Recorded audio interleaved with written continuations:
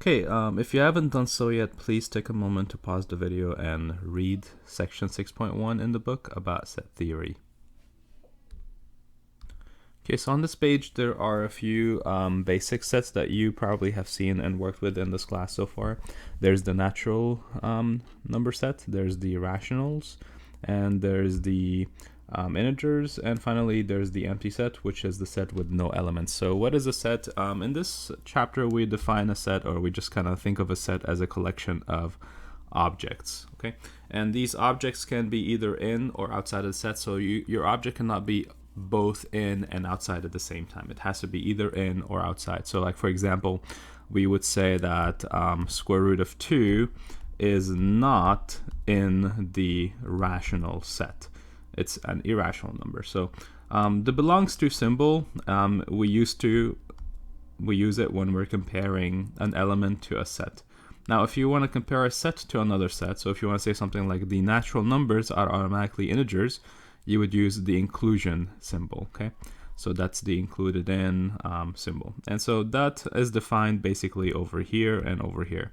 Okay, so those are the notations we use, okay? So be careful when you're using them. So like, for example, we say that 2 is an element of the set 1, 2, 3. We say that 4 is not an element of 1, 2, 3 because it doesn't show up in the set 1, 2, 3. We do not say that 2 is included in 1, 2, 3 because 2 right here is an element. It doesn't have the braces around it, which makes it an element. Once you put the braces around it, it becomes a set. So now the set 2 belongs or is included in the set 1, 2, 3. It's part of that set. The last bit right here is a little bit more tricky because the elements inside are themselves sets. So I'm comparing an element to elements. So that's the reason why I'm using the E symbol, okay? So it belongs to. So we say that something is a proper subset when the set A is included in set B, and there's at least one element inside of B that is not already inside of A. So like, for example, we say that the set 2 is a proper subset of the set 1, 2, 3. So in this case, the set A would be the set 2, the set B would be the set 1, 2, 3. And notice that B has all the elements of A, but there's at least one extra one. As a matter of fact, there's 2 extra ones. So that's what makes it into a proper subset. So A is a proper subset of B. It's not wrong to put the equal sign right here. This just means that the sets could be equal to each other. In that case, we would not be calling them proper subsets anymore. They would just be subsets. Okay. So to show that 2 sets are equal, there's a strategy. Here's the strategy or the guideline, and I'm going to demonstrate that with the first example. So in this problem, it says, let A be the set of all the integers m. So A is the set of all the integers m, such that m can be written in the form of 6r plus 12 for some r that is integer. And so, if you think of it a little bit, how do we build the set A, for example? Well, to build it, all I have to do is pick random numbers for r and plug them into the formula, and I get my m basically. So for example, if r is equal to 0, then I get the element 6 times 0 plus 12, which is now 12. If r is, let's say, 1, then I would get the element 6 times 1, which is 6, plus 12, which is now 18. Okay, if I pick, let's say, r to be negative 1, I don't know, r is equal to negative 1, what kind of element do I get? 6 times negative 1 is going to be negative 6, plus 12 is going to be at the end just simply 6, and so on and so forth. You can do this as many times as you want.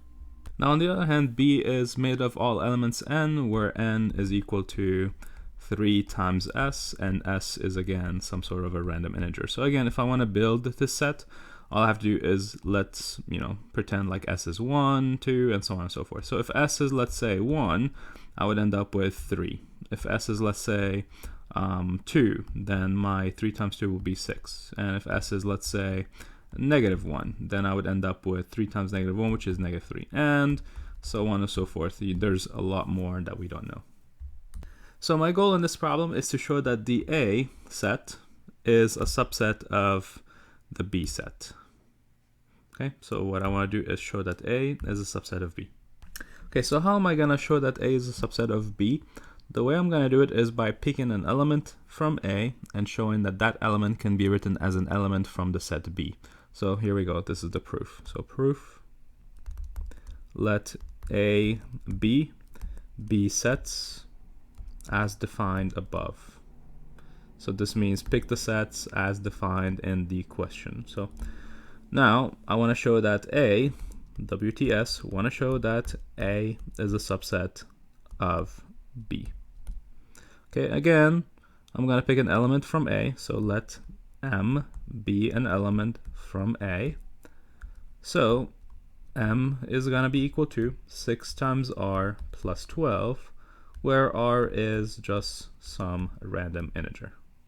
But at the same time, M, which is 6R plus 12, can be written in the form of 3 times 2R plus 4.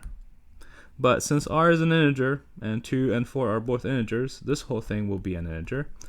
So that means now that the number that I have has the form of 3 times some integer. You know, who cares what the integer is? Just some integer. But that's exactly what every term inside of B is defined as. It's defined as 3 times an integer. So this means M is now an element of B. So finally, we can say that A is a subset of B.